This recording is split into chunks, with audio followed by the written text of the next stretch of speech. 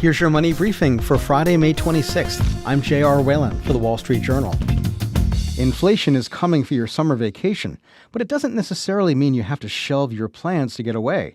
WSJ carry-on travel columnist Dawn Gilbertson joins us to discuss ways to preserve your summer getaway. So Dawn, let's start with costs. How much more expensive are hotel prices and airfares this year compared to a year ago? They're up in most cases. Of course, it depends where you're going and when. But just to give you an example on hotels, through April, hotel prices in the top 25 U.S. markets were $180 a night on average, and that was up 10% from last year. And again, that's just through April. We all know summer's a much busier period. How about airfares? Kayak says airfares are up, summer airfares are up 35%. Airfares are... there are so many different measures of it. It really depends where you're going and when. If you want to go to Europe right now and you haven't booked your tickets, you could pay as much as $2,000 round trip. Oh, wow. What's driving these prices up? Well, everybody still wants to go on vacation. It sounds like a broken record at this point, the pandemic pent-up travel demand, but it's still real. You listen to airlines, you listen to hotels, you listen to theme parks, you listen to anybody associated with travel, and they are still talking nonstop about how many people still want to travel. You think about the past couple of years. We went through lockdowns, and even last summer, there were still fears about the pandemic. Is this the first summer in a while where people just feel the freedom to go wherever they want?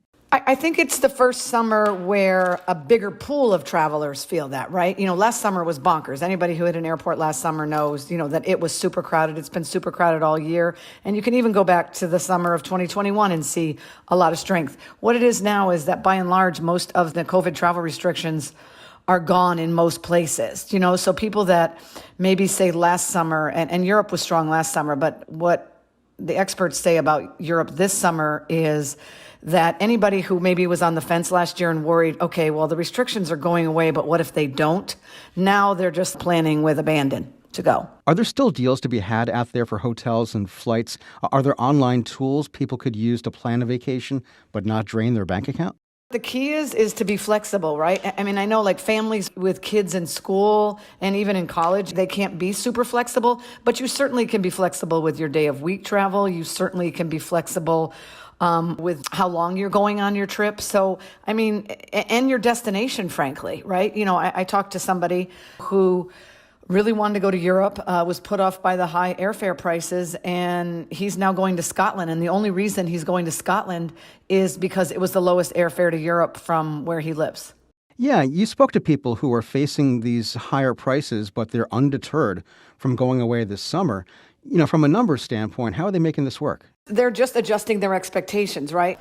And not everybody's, flying budget for sure. What they're doing is I talked to a family who likes to do a summer vacation, kind of a reunion, a small group of 6 every other year. And so a couple years ago, they went to Hawaii and made it work. This year, and we're not talking some big, luxurious, long trip. This was a 3-night trip. In 4 days, they were hoping to go to the Dominican Republic. It's a family of 6. And airfare alone was $800 per person from Atlanta. So they just were like, yeah, this is, they're like, this is not worth it. This trip's going to be $6,000. That money could be better spent. So they are now going to Hilton Head in a minivan. All right, a minivan is one way to do it. Sounds like this might be the summer of flexibility and trade-offs. It definitely is. Plenty of people are looking for ways to still stick to that ritual, but stay on a budget. But then let's be realistic here. Plenty of people are still planning very extravagant trips to Europe. I interviewed a grandfather from the Boston area who since 2020 has been trying to take his grandsons and his daughter and son-in-law to Ireland, where he's from. And they're flying business class to Dublin. They're doing a Adventures by Disney tour. They're doing private cars. And nothing would have kept them home this year from Europe. But if you're really struggling with these airfares, this sounds like an opportunity for folks to explore those budget airlines you wrote about earlier this year. It's certainly the time maybe to broaden your search of airlines, to include some airlines maybe you wouldn't have before.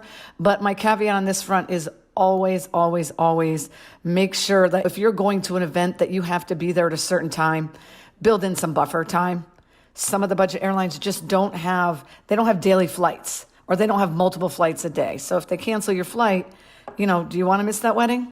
Right. Yeah, that makes a lot of sense. And it's great if you can get a decent airfare, but summer tends to be a rough season for the airlines, budget airlines or the legacy airlines. Last year, it seemed like almost daily we heard about widespread delays. How are the airlines preparing for this summer? Well, they can't stop talking enough about how many more people they hired. We're talking in the tens of thousands. They're just talking about how they are prepared. They learned a very, very costly lesson last year. Does that mean things are going to go super smooth this summer? I mean, they sure hope so, but I certainly wouldn't put my money on that because obviously weather is a huge factor in flight delays and cancellations. That's Wall Street Journal travel columnist Dawn Gilbertson. And before we go, a quick programming note. We'll be off on Monday for Memorial Day, but we'll be back in your feed on Tuesday. And that's it for your Money Briefing this week. Our supervising producer is Melanie Roy, and our executive producer is Chris Zinsley. I'm your host, J.R. Whalen. Thanks for listening, and have a great weekend.